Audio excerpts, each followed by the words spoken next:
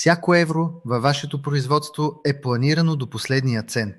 Знам, че инвестициите в машини, суровини и заплати са ваш основен приоритет, защото те носят директна и видима печалба за бизнеса. На този фон, разходите за IT сигурност често изглеждат на повърхността като напълно ненужно перо и чиста загуба на капитал.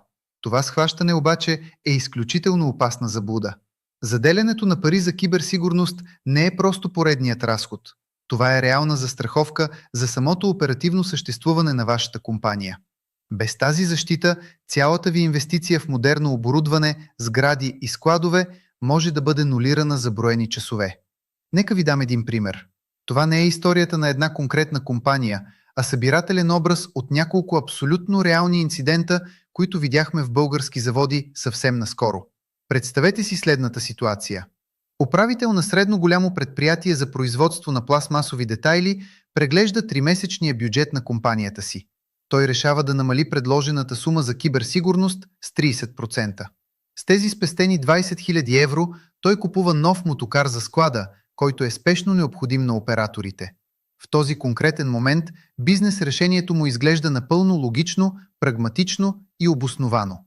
4 месеца по-късно, в 10 часа сутринта, компютрите в цеха спират да реагират един по един. На екраните се появява съобщение от хакери, които изискват огромен откуп. Всички производствени машини, свързани в обща мрежа, се оказват напълно блокирани. Производственият процес спира веднага. Складът и логистиката са изцяло парализирани. Целият персонал от 80 души стои без работа в продължение на 8 дни, докато разходите за заплати, осигуровки и лизинги продължават да текат с пълна сила. Поради невъзможността за доставка в срок, два големи европейски клиента прекратяват дългосрочните си договори и налагат сериозни финансови неустойки. Когато управителят изчислява общите загуби от престоя, пропуснатите ползи и неустойките по договорите, крайната сума надхвърля 200 000 евро. Това е стойността на точно 10 чисто нови мотокара. Това е реалната цена на едно привидно малко спестяване от защита. Този случай показва суровата реалност, в която живее производствената индустрия днес.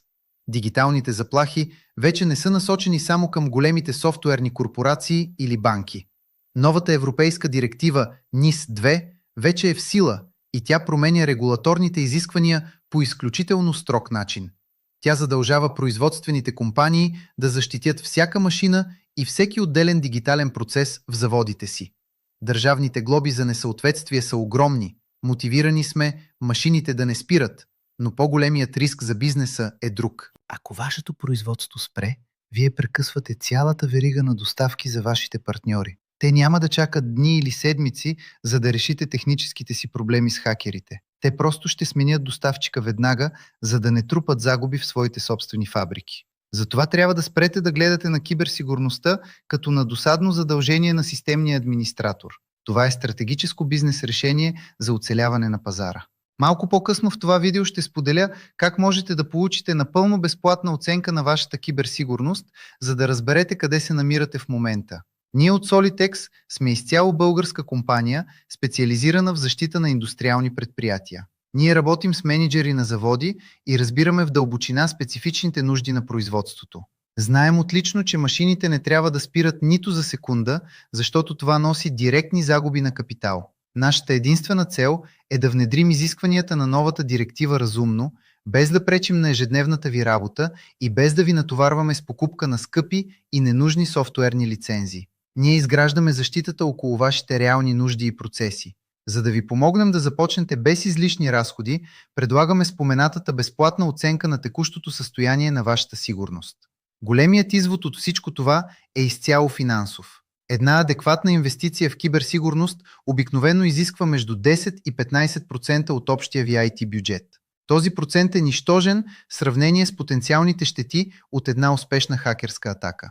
Тези заделени средства директно предпазват вашата EBITDA и маржа на печалбата от внезапни катастрофални събития. За да започнете този процес веднага, ви даваме един изключително практичен съвет.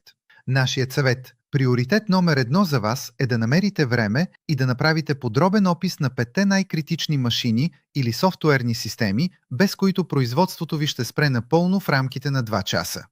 Можете да направите този списък сами с вашия производствен менеджер на обикновен лист хартия, без никаква помощ от скъпи външни IT експерти. Това ще ви даде ясна представа кои са основните стълбове на вашия бизнес, които изискват най-голямо внимание и защита. Преминаването от мислене за сигурността като за разход към възприемането й като инвестиция е най-важната стъпка за дългосрочната стабилност на вашата компания. Не чакайте инцидента да се случи, за да започнете да действате принудително. Вземете превантивни мерки на време, докато напълно контролирате ситуацията. Свържете се с нашия екип още днес и заявете вашата безплатна оценка на киберсигурността. Ние ще анализираме вашите системи и ще ви посочим уязвими места, за да можете да планирате следващия си бюджет умно, ефективно и напълно обосновано. Линкът за бърза връзка с нас е наличен долу в описанието под това видео. До следващия път, пазете се!